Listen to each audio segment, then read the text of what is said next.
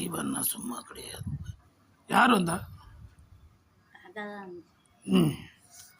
தெய்வம்னா சும்மா கிடையாது. எல்லா தெய்வமும் நடமாட்டம் நிறைய இருக்கு. தெய்வம் நடமாட்டம் நிறைய இருக்கு.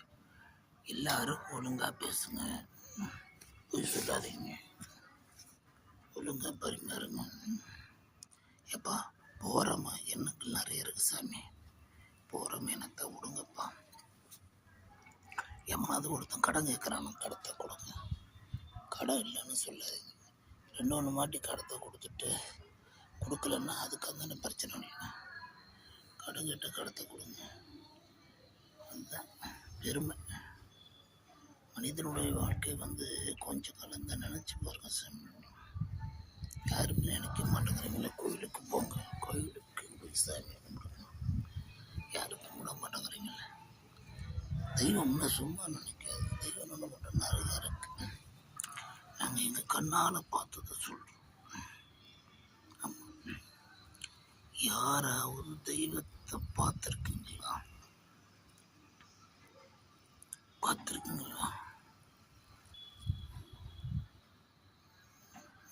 தெய்வம் உங்கள்கிட்ட பேசியிருக்கு சொல்லுங்க பார்க்க. நான் பெருமையாக பேசக்கூடாது. சாமி அவன் நினச்சி உணர்ந்து எல்லாரும் நடந்து காசு காசுன்னு அலையாதீங்க. எல்லாரும் காசு காசுன்னு அலையாது. யார்கிட்டையும் காசுக்கு கையெழுந்திருக்கிறாங்க. நான் யாரும் உதவி பண்ணது கிடையாது. நம்ம கஷ்டப்பா. காசுக்கு இருக்கிற மரியாதை மனுஷனுக்கு இல்லை.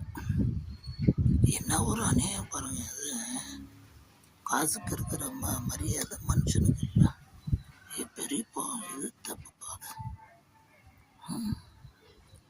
கொஞ்ச நாள் தான் இருக்க போகிறோம். கொஞ்ச நாள் கழிச்சு நம்ம சொந்த ஊருக்கு போக போகிறோம். எது நம்ம ஊர்?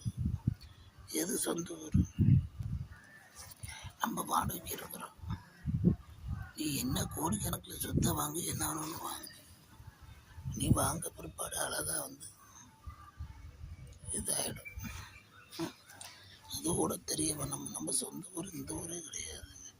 கொஞ்ச நாள் தான் நம்மளால் ஒரு 80 இல்லை 90 இல்லை 100 வயசு வரைக்கும் இருக்க முடியும். அப்போ நம்ம சொந்த வீட்டுக்கு போக முடியும். என் புள்ள என் சொந்தம் எல்லாருமே சொல்லி